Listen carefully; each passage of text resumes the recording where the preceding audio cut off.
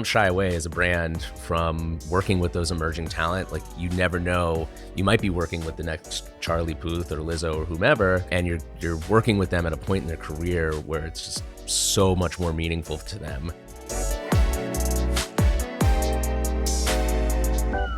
Welcome to Made for TikTok Talking Creative, a show featuring inspirational conversations with creative leaders who have mastered the art of producing TikTok content and continue to raise the bar for the advertising industry. I'm Jordan, Creative Agency Partnerships Lead at TikTok, and today is all about music and sound licensing. To help educate us on the do's and don'ts are Ricki, Askin, and Bryan Cosgrove from TikTok's commercial music and creative licensing team. Ricki and Bryan, thank you so much for joining me today. Thanks for having us. Thanks. It's nice to have a meeting here instead of on our Lark or in our office. Zoom, yes. Or Zoom, right. Yes. So the first question I want to ask is more so about your professional careers. The music industry is one of those industries that everybody wants to be in. It's very competitive to get into. I'm just curious, how did you start in this industry? So I had stars in my eyes, but wasn't sure exactly what I wanted to do, and had some challenges getting into the industry, as you can imagine. So I actually started in MTV, used to have a temp pool. So I started there and bounced around a bit because I heard it was a good way to get into the company, and ended up landing an assistant role in the PR department. So I spent my first 3 years doing PR for MTV, and then realized that I didn't care for PR, and I didn't know about music supervision as a career choice. So once I kind of went on a discovery tour to figure out what I wanted to do, and was able to find a position in that space at MTV, and then I've been in the supervision space ever since. So you wanted to go into MTV because you knew you just wanted to be a part of music, and so you took that PR role and then found your way into music supervision. I did it back in the early aughts. I didn't know that people got to choose the music for the background of shows. So once I learned that was something you could actually get paid for, I made the pivot, and I used to stand outside TRL like a big dork, so it was a nice switch to be in inside. Times Square, you was one of those people screaming outside. Totally. Posters and all. Totally. How about you, Bryan? Similarly, I loved the idea of being able to put sound to picture. I thought that was like the coolest thing on the planet. So my first big music job was with a company called Search Party Music. Randall Poster and Megan Courier, who are some of the best music supervisors in the game. I just was looking up on the internet, where to go, who was doing it in a really interesting way. And I found, Randall was doing everything for Todd Phillips and Wes Anderson. And I just knew I had to go work there. So it was an internship there for a while. And then I went to the Orchard, where I actually met Ricki as a client. Many years ago.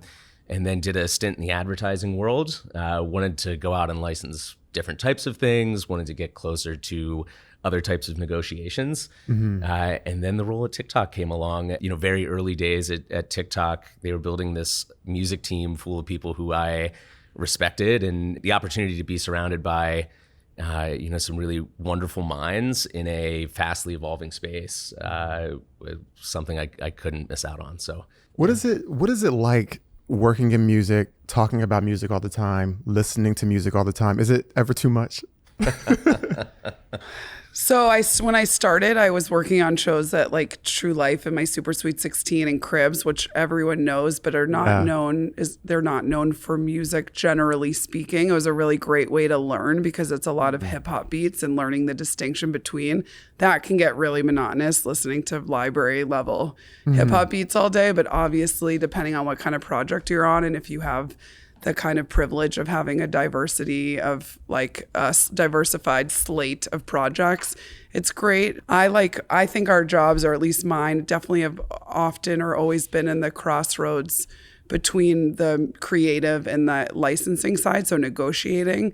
So I've always liked that mixes it up. So I'm typically not listening to music all day for work. Gotcha. So it kind of mixes the intellectual and the creative. Okay, so you can still keep it as a hobby, and it doesn't intrude too much on like your 9 to 5. Yeah, for sure. I think so. Yeah, and there's so many different ways to explore music, right? Like, you can listen to it for pleasure. You can go to concerts. Yeah. You can watch documentaries about it. Like, there's so many different settings for it. Yeah. That it never really gets stale.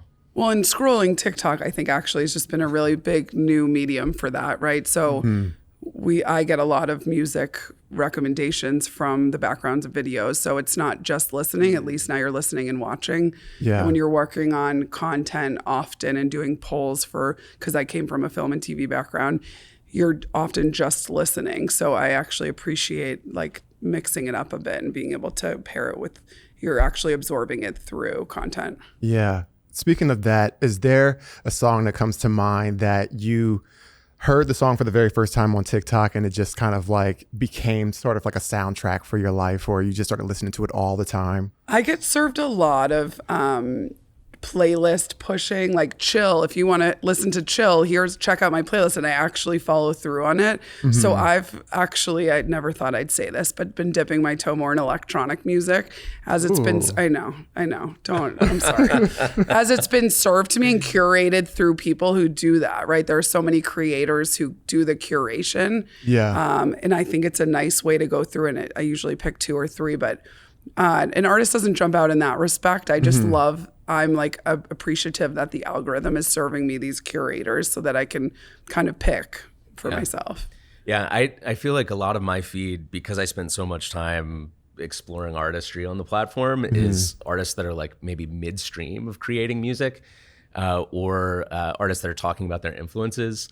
What's midstream? So like in the studio, right? Like they're just saying like, should I finish this? Or here's my process. Yeah.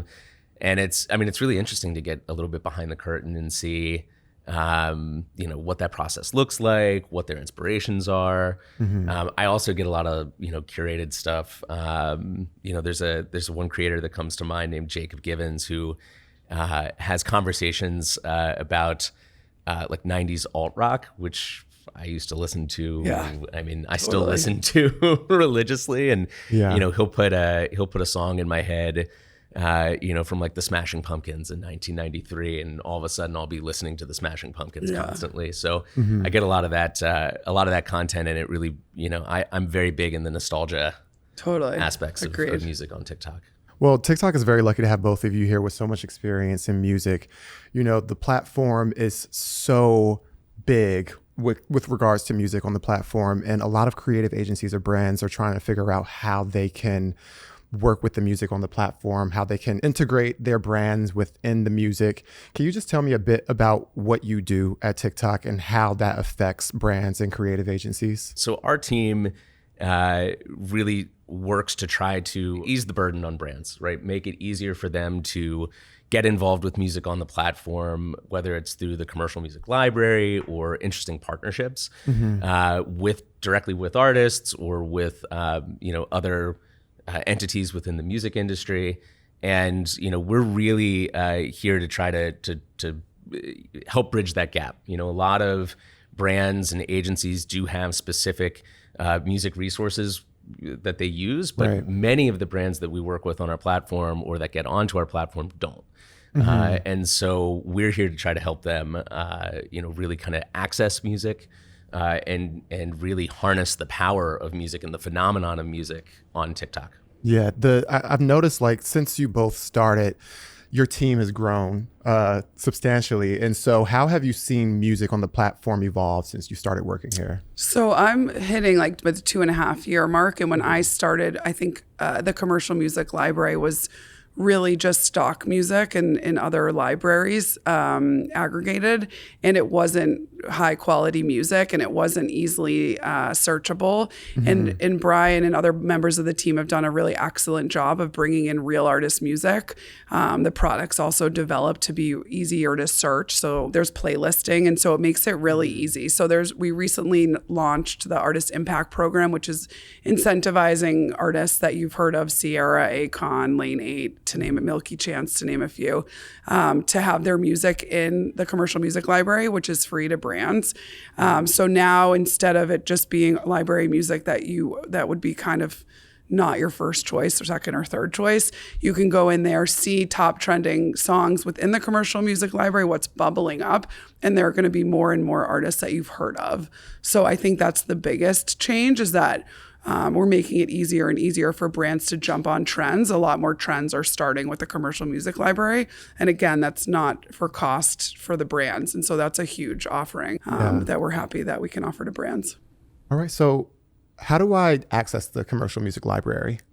So if you're a registered business account, that will be the library that comes up when you access the Sounds page. If you're working with creators on your behalf, or if you're registered as an individual user and you want to check it out, you can go to your Sounds page, and at the very top of the page, there's a drop-down box, and you can choose Commercial Sounds, and you will be transported to the Commercial Music Library, where you can browse all the songs that are available to be used in content that is brand affiliated.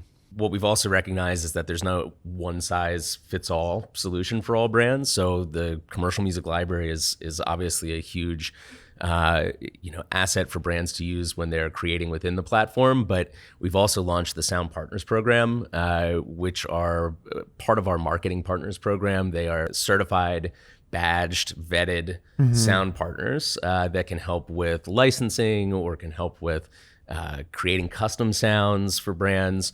And all of those partners are really just there to help brands who, again, might not have a music department or might not have the resources to go out and license, or even the knowledge to where to go out and license music themselves. So that's also been a huge benefit, I think, to brands and a big development over the last year and a half or so. How are creative agencies and brands working with the Sound Partners? Is it an instance where you want to create a single TikTok piece of content and you say, I want to engage with a sound partner for this specific thing? Or is it more of a long-term relationship? What are you seeing in terms of the normal or the most common relationship format? Yeah, I mean, I think it can be both, right? I think once a lot of brands get a taste of working with music and with sound, they start to realize that it's a bigger strategy. And so these relationships can evolve over time. But they're also there for these one-offs as well. And, if it's just a single song that they need licensed or a single piece of custom original music that they want made, our partners are fine to work in that capacity as well. Beyond the commercial music library and the Sound Partners program, what are some other ways that brands and creative agencies can leverage music on the platform? So we try to work a lot with music creators. We have a program called SoundOn, which was launched as a distribution platform. Artists that were already putting their music up on platform and gaining millions of views, but weren't necessarily monetizing or capturing that in any capacity, can sign up for distribution through SoundOn and get 100% of the back end on that. Secondarily, what it offered us internally, at least, is a huge pool of emerging artists. So we like to work with them and try to like link them with brand opportunities because they're doing big numbers that obviously we can see on platform, and they're usually really amenable to working with brands. So we encourage, I spend my time looking for new artists on platform just by searching through hashtags like music or songwriter, singer-songwriter, and finding amazing new talent. And that's kind of what the platform's really strong in, right? So you're seeing the Lizzos, the Charlie Puths, and they're doing really great. But more interestingly, at least for me as a creative, I think, is seeing all these artists that you haven't heard of that are pulling in these huge numbers of views. And therefore, a brand can really jump on to an emerging artist and help break something, as opposed to the Lizzos of the world, who I'm a humongous fan of, can often be challenging on a budgetary front. So getting with a more emerging artist who's pulling in this big numbers is a great way to kind of not break the bank, but still participate in something cool. Yeah, and just to jump off of that, I think it's so meaningful to emerging artists when they can work with brands. Especially if there's paid opportunities. All of that money goes back into their projects. It might be recording an album. It might be making a music video. It might be even, just promotional efforts that they might have on our platform or others. So, don't shy away as a brand from working with those emerging talent. Like, you never know, you might be working with the next Charlie Puth or Lizzo or whomever. And you're working with them at a point in their career where it's just so much more meaningful to them that they're getting that investment. So the brands or brands and agencies have a really great opportunity to attach themselves to a cultural moment before it becomes before it explodes. Yeah. Yes. Right. If I wanted to work with a artist, a part of the SoundOn program, how would I find those artists? So SoundOn Artists are sprinkled throughout the platform. There's a lot of their music and artists in the commercial music library, actually, but that would be a great way to partner with us. We could help point you in the right direction and provide a list of SoundOn artists that you could work with. All right. Well, we're going to take a brief moment to hear a word from our sponsors, and we'll be right back. Does your TikTok knowledge need an upgrade? Don't know the For You page from your elbow? Want to become a TikTok pro? Then you need TikTok Academy. TikTok is home to some of the most creative content on the internet. And every single person or brand had to start somewhere. Academy can take you from freshman to graduate in no time. Mom, I made it! Check out this before and after photo from a recent student of TikTok Academy.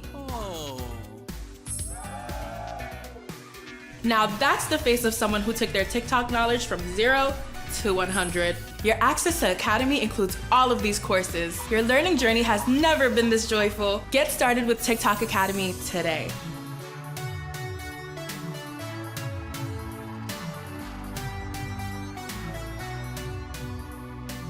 All right. So if I'm scrolling my For You page, right, and I come across a TikTok from a musician, from a music creator, and I want to use that song in my brand content, what are the next steps? What do I have to do to get that approved? So that's one of the main purposes that we established the Sound Partner program for, because that's the kind of support we can help connect the dots for you and put you in touch with someone that can help with the licensing. But as a general rule, you're always going to want to reach out to the owner of the song. You can reach out to that music creator, make sure that they control the entire song. It's not a cover, it doesn't have a sample in it, etc. And ask them for permission and have that conversation with them directly. Sound partners are meant to help in kind of that expertise, because that also comes with understanding what budget is reasonable, etc. Right. Making sure you're asking all the right questions and, there's nothing being overlooked, so that when you post that content, it can stay up, right? Yes, correct. Got you. What in terms of the content that you're seeing on the platform, are you seeing any brands or creative agencies that you think are doing it well with regards to incorporating music into their brand content? Yeah, I mean, I think going back even to like 2019 and 2020, Elf Cosmetics has always been a huge champion of music and sound on the platform. Yeah. And they've even taken it, at first it was a song that they wrote for the platform that went incredibly viral. I think it might have even charted. The artist got signed. Yeah, I remember that one. Yeah. But then they've kind of pushed out into other aspects of music as well, partnering with artists. They did a big campaign, I think last year, with Meghan Trainor that even resulted in a new product line. So they really took their equity that they were creating within the music vertical on the platform and turned it into so much more than just a song, but really a brand association with music as a whole. And I think that's an interesting blueprint for a lot of brands to look at, not just I use song goes viral kind of thing, but like actually making an investment in music and the community, and bringing the artist into it, bringing the idea of music fandom into it. It was a great I think case study in how that evolves from being a one-sided or one-way relationship to music to actually contributing to the culture of music on the platform. I love that example, because it's just to repeat some of that is like not just doing one thing and expecting it to then take off and put you in a different category in terms of how your brand's associated with music. Yeah. It needs to be kind of a recurring commitment, if you will. And I think there's the way that we talk about it with brands is the commercial music library is really wonderful to support always on, because of course we don't expect people to spend on music every day, every week, but then really leaning into that. And then picking out moments throughout the year that you would spend on music, so that again, if you're trying to be associated with emerging artists, for example, or trying to be associated as a brand that really champions music, it's not going to happen with one viral moment. Those are, of course, super hard to predict anyway. So plotting it out and keeping it top of mind as you plan out your budgets for a full year. Yeah. And can I maybe I'm really biased here, but I think that TikTok's also using music very well on the platform. We made the investment last year to launch our own Sound Sonic ID.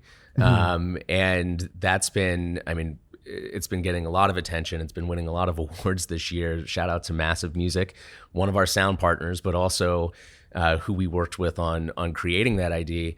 But I think it just shows how associating a sound with a specific brand or making a sound part of that brand's identity can be so powerful. Now, if you take a video off of our platform and put it anywhere else or send it to one of your friends, the last thing that you'll see is the username, and you'll hear our Sonic ID. And how does it sound? It's only a few. That's first of all, no, I love it. I just want to hear Bryan. I want to hear Bryan replicate it. Did not get hired for my vocal skills. That is I love the sound, by the way. It's like a. Yeah, is that, there you go. Is that good? Is that? There I'm probably botching it, but I love it though. I tried. But I mean, we believe in the power of that sound so much, right? And I think that we are very much practicing what we preach in embracing that and creating that. I think what's great about the commercial music library is that it's free, obviously, but it's also very fast. So Ricki, you said something important, the fact that you can use the commercial music library, or you can lean on it rather, for your always engaged content. So if you want to produce something and put something out tomorrow, the CML is great for that. And then we also talked on the other end of the spectrum, going with custom music and partnering with a creator perhaps. When you talk about planning, is there a time frame that you recommend? So if you're a brand or an agency and you want to get involved in the more involved space with music creators, how much time should they be buffering into their campaigns? So funny enough, music is hard to predict, but generally speaking, things can take 2 to 4 weeks to clear. So there's a general rule. You certainly want a few weeks.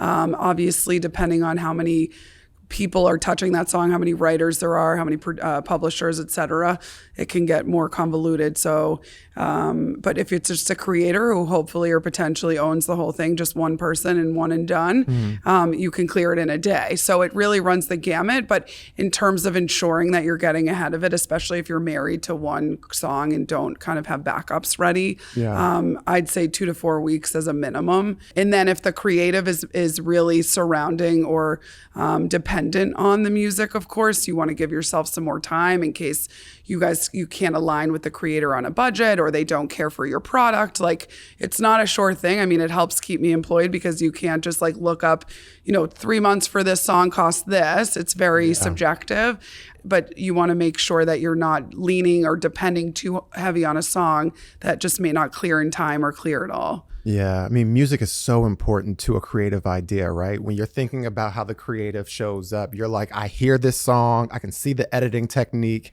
And so you don't want to be in a situation where you don't give yourself enough time. And now, you have to rework the entire creative to fit a different, a different sound. What piece of advice, it doesn't have to be one, it could be more than one, because I feel like there's a lot of advice that we could probably give brands and creative agencies. But if they're looking to get started with being a bit more creative in their approach to music on TikTok, what advice would you give? So I know I've been slinging the commercial music library a lot, but I think especially with the top trending sounds playlist, I think that's a really wonderful place to start because you don't need to show up on TikTok perfectly. And that's something we talk to brands about. And it's obvious to see when you're in your own feed. Like, there's not the perfection, the high standard. So getting in there with the commercial music library and testing songs, whether it's from some of these, from the Artist Impact Program, again, artists that we know, or if it's from creators. The idea is, if you're testing out a lot of different sounds, you can obviously then track what's doing well and potentially look to partner in a more engaged or meaningful way with that artist for something bigger. Because obviously we don't want to just push the CML. I think CML is wonderful for always on. But then if something gains traction, do you then reach out to that creator to be incorporated into a bigger campaign or have a stronger relationship with them? I think that's a great start.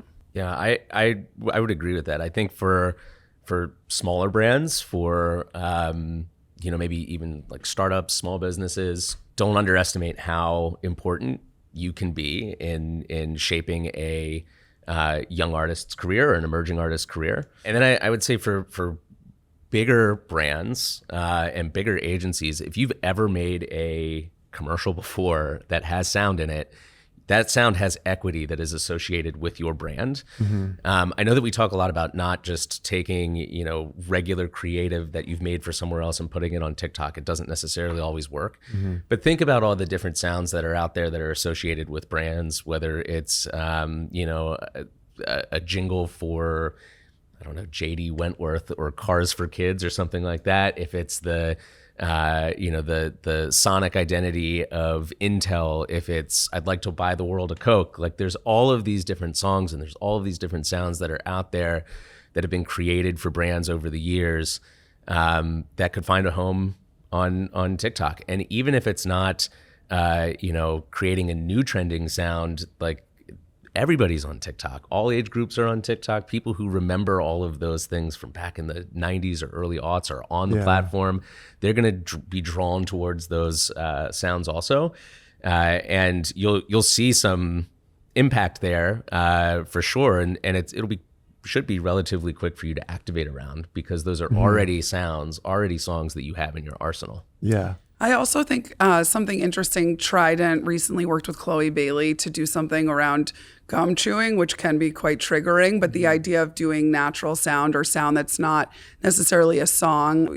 Duncan has a lot of a thing around shaking ice, around iced coffee in the summer. Get creative around what sound exists and could be associated with your brand. I think that's a great thing. Also, we had a great example with one of our partners, The Elements. One of our sound partners worked with K Jewelers to take their song Every Kiss Begins with K, which if you're in my age demographic, you remember very well. Definitely remember that. And they hired or work with The Elements to do a new, cooler, creative, more modern take on that. Yeah. And so that's working with something owned IP. So something that the brand owns. So when we think about the commercial music library being free, when you maybe want to spend a mid-level budget versus, blowing the bank on a really top commercial trending sound. This, I would imagine, most times would be in the mid-level, so that you can utilize, again, sounds that are associated with your brand, whether it's a jingle or even not natural sounds that would be associated with the product that you're selling. Just thinking a little bit outside the box and trying things. We really encourage brands to try trial and error, because generally speaking, again, they don't need to show up perfectly every time. And so then they can just see what works and run with it. Yeah. Well, speaking of non-music sounds, I know this isn't your area of focus, but what if I heard a trending sound from a creator? They're saying something, I find it funny, and I want to insert my brand there. Do you have any advice on how to, move forward with that? So similar to if it's music or just spoken word, everything needs to be cleared. So anyone else's kind of audio likeness, which is their voice, recognizable voice, needs to be cleared. So similar to a music creator, your best bet is to reach out to that creator. I mean, it's good for brands to beware, like if there's audio pulled from a TV show that's recognizable, obviously the person utilizing that may not be the right person to give permission. So applying some common sense and asking for if that person controls the sound, if they made it, or again, working with a sound partner. All right. So my final question of today, I want to know what you all are excited about. There's a lot that you're always working on. I feel like every time I message you guys, there's something new that we're educating our partners on. What can you share with us today? At our core, we are a creative platform, a creative tools platform. And on the music side, one of our biggest and best tools is the commercial music library. And it's going to continue to evolve. The way that users can interact with that music, the music that's in there. It's all kind of growing and changing, and it's a very innovative new space for the music industry to get involved here. And as such, a lot of partners are very excited about coming in. I'm not going to make any news here today on who, but new partners, new tools. I think the music space is really ripe for this new innovation. And honestly, just to continue to watch some of these artists that we're launching through the commercial music library have great success on the platform. There's nothing more exciting to me than seeing an artist get their first brand deal and then be launched to stardom on our platform. So really looking forward to more case studies and more great songs to blow up on the platform through brand participation. Yeah, I'm excited about the potential for brand partnerships next year. I think the more that we have case studies and examples for brands to show how important and valuable music and sound is to their campaigns. And on TikTok for Business, there's a public-facing site where we put case studies, and there's a growing number of music-related case studies to show. I think, we've spent a lot of time over the last few years trying to make brands more comfortable with music on platform. And so the more that we can kind of get the word out and, again, have proof at the value, I just think there's going to just be an increasing amount of innovation in that space. And we're excited to be a part of that and help push more and more emerging artists to participate. Yeah, I mean, this is going to be a great resource, I think, for the creative agencies and brands that we work with. So, Ricki, Bryan, thank you so much for educating me and us and everybody today. Thanks so much for having us. Yeah, this is a lot of fun. And if you work at a creative agency and you're looking for support on your next TikTok brief, scan the QR code on the screen or tap the link in our description to connect with the Creative Agency Partnerships team. And don't miss out on upcoming episodes of Made for TikTok Talking Creative. Hit that subscribe button. I'm Jordan. Thank you for tuning in.